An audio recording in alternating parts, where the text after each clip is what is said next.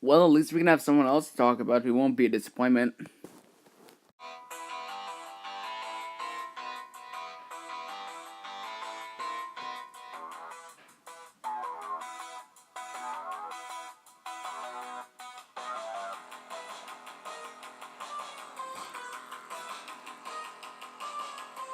Hello and welcome back to Behind the Wall. To think that while we wait for John Graham to make his first club start and completely trash it, we have two Xfinity regulars who plan on making their first starts this year as well, coupled with Cole Custer, who already made his first start at Las Vegas for Rick Ware Racing.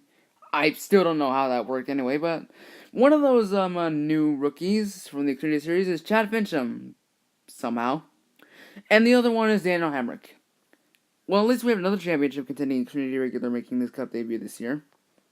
For those of you who have no idea who Daniel Hemric is, he is a young man in his 20s who runs the Xfinity Series for Richard Childress. But he didn't start there. He started out down in the lower tier series before making his way into the Truck Series for his rookie campaign in 2015 for NTS Motorsports. Ring a bell? Yeah, no one really remembers them either. If you want another hint as to who they are, they fielded Brandon Newberry for a while. Still have no clue who they are? Yeah, I can't really help you. He finished 7th in points for this campaign, but he ended up finishing behind three other promising rookies, those being Eric Jones, John Hunter Nemechek, and Cameron Haley. He returned in 2016, this time with Brad Keselowski Racing, replacing Tyler Reddick in the 19 car, while Reddick moved to the 29 car, replacing the slew of drivers who would always compete there, but mainly Austin Terrio. That year was much better in terms of performance by Hendrick, yet he still came up short several times and never won a race. The following year, he was hired by RCR to run the revived number 21 in the Xfinity Series. Unlike 2016, this year was not as consistent as his finishing positions were all over the place, but he averaged out around the early 10s.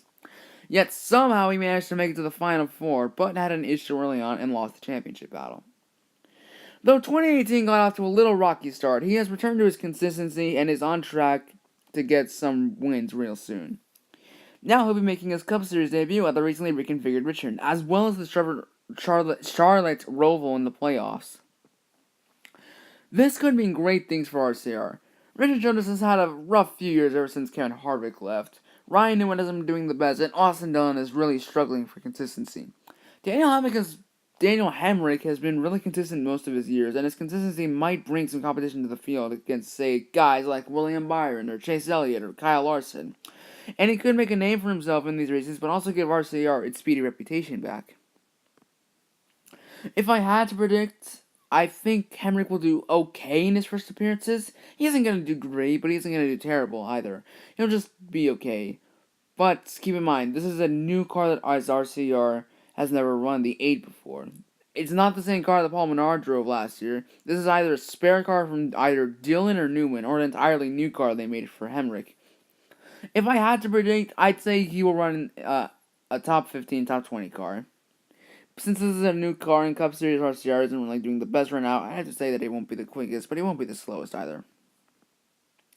So the biggest question is, will Hemric move up to the Cup Series? Well, I'd have to say yes, he will. Next year, most likely. Hemric is one of the most consistent performing drivers in the entire NASCAR level right now. The current way he's running, he could have the potential to not only move up to the Cup Series, but also win in his rookie season, which is something that hasn't been done in quite a while. So I do see Daniel Hemric moving up to the Cup Series if these starts are successful. Hopefully this isn't a bad move and Hemric can prove himself against the top names of the Cup Series as a great competitor.